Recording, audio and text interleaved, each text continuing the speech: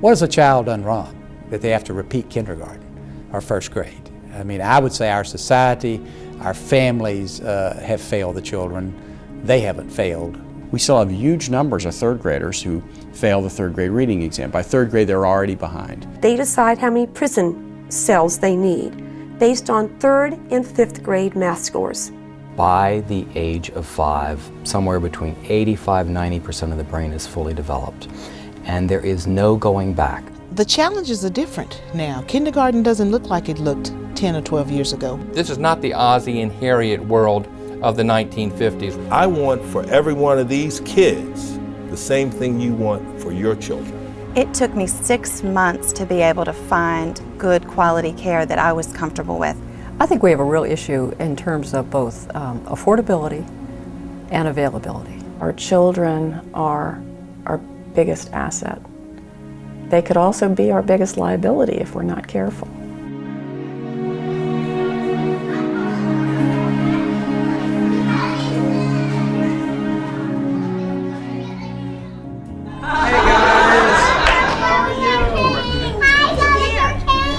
Is there a chair that I can sit on? Is this one? Can I sit on this chair? Yeah. Oh. Okay, I'm going to ask you a very important question. So think about this question. What do you want to be when you grow up? Here, raise your hand. Raise your hand and I'll call on you. Raise your hand and I'll call on you. Me. What do you want to be when you grow up? I want to be a police helicopter driver, and I would drive a helicopter and save people and put the bad guys in jail. Will you? Wow, now that is so great. What do you want to be? A president, like George Bush. You want to be president? Now that's great. How about you? What do you want to be? A firefighter. A firefighter, that's great. If you go into a kindergarten class, you basically see in virtually every kid the same level of excitement about being there. You know, excitement and joy in learning, joy in being with others, how fun it is to absorb new things. But by the time you get to about third or fourth grade, you already see that there are some kids in the class who really have that excitement, and you already see a group of kids who kind of have already absorbed the message, you know, I'm not very good at this. I'm not getting the good grades that my classmates are getting. Maybe there's something wrong with me, or I'm not supposed to be doing well at this kind of stuff. Never heard a 4-year-old say, I want to grow up to be a dropout. What do you want to be when you grow up? A firefighter. You do? People said to children, how do you picture yourself? And they drew themselves as doctors and nurses and teachers and scientists and presidents and walking on the moon. Their dreams are there. We've got to give them, we being everybody, the foundation they need to get there. If we don't, we have failed them. And in turn, we failed ourselves. Okay, honey, what do you want to be when you grow up? A mommy. We are born with all of the nerve cells we're going to have during our life. The framework, the structure, the foundation, the roadmap, call it what you want, is in place, wired together for all future learning, memory, and application of knowledge. 90% by age 5. The brain of the child is, think of it as being born, and the brain is sort of like a big, huge house. Half of those things in the house have already been wired. The electricity is there, they've been connected, but the switch has not been turned on. Not talking to a child, not holding a child, not providing them with what they need early on actually impacts brain development, so that those children are forever impacted by that experience, even if someone at age 3 picks them up and begins to love them. And what we do from birth, especially up to 3 years of age, by way of the stimulation within the environment, by way of the social connection, by way of the experiences, we truly individually turn on each one of those switches. If you're living in an environment, or if you're watching a lot of things on television that you aren't old enough to watch and understand that is just for entertainment, it can begin to shape the minds and the thinking of our young children. You don't turn on those switches, then some of them actually lose the capability to be turned on, or they become much harder to turn on. That explains why children who start behind typically stay behind without a great deal of special ed and therapy. Shake your beanbag. Everybody come on. Shake your beanbag. Shake your beanbag. Don't let it drop. Hold it. We're really putting a lot of focus and emphasis on the first 5 years of life, really wanting to make sure that more 4-year-olds have access to a high-quality preschool experience, as well as a great deal more parent education, more home visitation programs, more emphasis on quality of child care. Shake, shake, shake your beanbag. A lot of parents don't realize the importance of preschool, regardless of their economic background, high income, low income, middle income, don't realize that preschool is an important part of learning to be prepared for education. What color is that? There's a tremendous amount of child care out there. Unfortunately, the data tells us that if it isn't of a certain quality child care, it's not going to have the impact that it should have. Quality is so important, and yet people don't understand maybe what it is that makes a program higher quality than another. The first thing is you have to have caring individuals. You have to have people that want to work with children. They have to be knowledgeable about early childhood development. A quality preschool would be one that has a lot of literacy. 4, 5. Education that gets kids really drenched in words and pre-reading activities.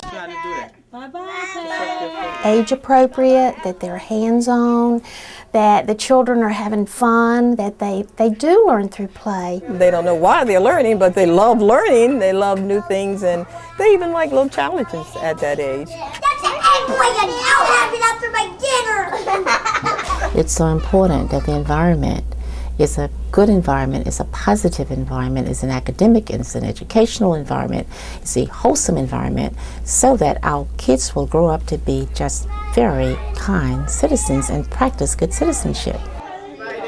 Quality childcare for me is a place that I can take my children. It's a support system for me and for my family. Hooray for Beta! Hooray for Beta!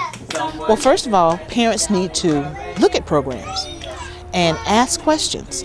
Look at their schedules, look at what they're eating, look at the interactions between the children and the adults.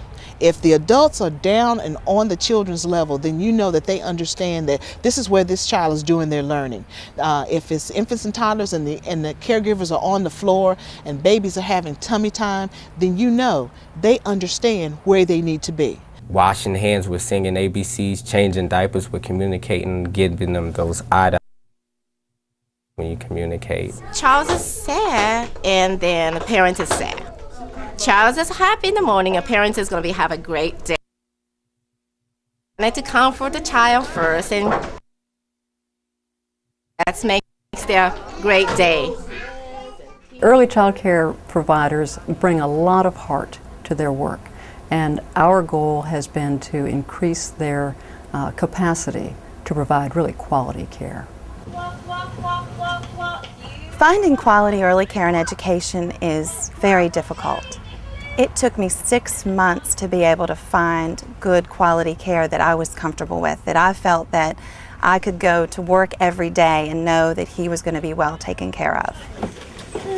When I was 7 months pregnant, I went out one Saturday and I went to 12 centers actually, and just based my search on location as well as their playground, what their playground looked like developmentally appropriate toys, etc. And out of those 12, I eliminated them all, sad to say. I know people who wouldn't put their dogs in some of the places that we ask our parents to put their children. You know, some of the kennels in our area are nicer than some of our daycares. Early childhood education, child care workers are some of the lowest paid employees, and yet we expect them to have incredibly high skills. To work with a classroom of 3-year-olds requires a great deal of skill in terms of classroom management, understanding child development, and so on. So if we're going to ask those folks to really provide a high quality environment, then we need to compensate them appropriately for the necessary skills and education that they should have. In the state of Virginia, the child care workers make less than zookeepers, which is kind of interesting if you compare what each is responsible for. One is really the future of our Commonwealth, the future of our area here, but those that are going doctors, nurses, lawyers, professional people when we are growing older. We cannot touch the real stove, can we? What will happen if we do? What will happen? Burn, so we don't want to touch that, do we? I think we have a real issue in terms of both affordability and availability. And when I say availability, I'm talking about not just a place for a child to receive babysitting, but where a child can receive really stimulating early educational experiences. Think all those people can fit in those cars? Affordable child care is a real issue that parents can't pay the high rates that it costs to provide care for children, and so they're compromising, not because they want to, but because that's all they have, that's all they can afford. There's a huge gap between who are low income, who may qualify for initiatives like Head Start or Virginia Preschool Initiative, and those who are in the middle class, who really aren't looking for a free, at least from my perspective, I don't know that the middle class is really looking for a free education, but we're looking for an affordable education. It's a very challenging thing for parents to be able to access it and be able to afford it. I can tell you I pay $16,000 a year for early care and education for a 4-year-old and an 11-month-old. The biggest challenge that we face would be turning families away that don't meet the income requirements that are currently in place. And there was an interesting letter written to the editor just last week, and a mother was lamenting the fact that the teacher said her child was behind the other children in kindergarten, and she said, well, he's not had pre-K, and the teacher said, that's right, and we've changed the curriculum in kindergarten quite a bit, and if a child hasn't had pre-K experiences, they're going to be disadvantaged. And she didn't qualify because she makes more money than those families that qualify. So income should not be a deterrent. Funding is the biggest challenge. To have quality, affordable child care, it does take a lot, and unfortunately, government is cutting back. 2 of the staff members have taken a class that I have been teaching on training child care assistants, which provided extra information for them with activities and suggestions and providing background information as to why we do the activities that are done in a preschool classroom. So I was feeling really great about the progress, and then Christina told me about what's going on with the funding and the struggles that they're under, and that the doors will close on Friday. Seeing the kids run up to me that day, Miss Chris, excited about the new day that they're getting ready to walk into, and in the back of my mind is that the child care center is closing. And to greet those parents that afternoon to pick up their children with that information was really heartbreaking, not only for the parent, but for us and the children.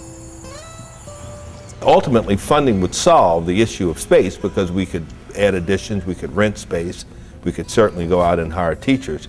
We want highly qualified teachers, and we want teachers that have a degree in early childhood education. Early childhood is a long-term issue that Virginia needs a 10-year plan that would be followed regardless of changes in administration.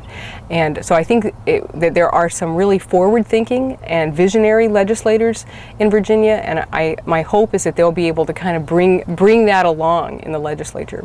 In Virginia, between the grades of kindergarten and 3rd grade, approximately 10,000 children a year repeat a grade.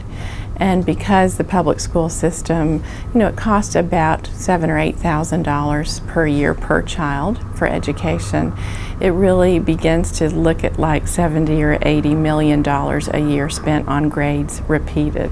Children show up to kindergarten and they're not school ready.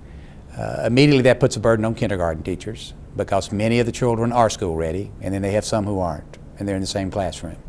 Put yourself in the position of a teacher. What do you do? That's a real challenge. Because the children are at home and they're not getting education, their parents are sitting in front of TV, and they're lacking in social skills, they're lacking in developmental skills because they're not exercising, and that kindergarten teacher has to make up for all that, plus do her job, or his job.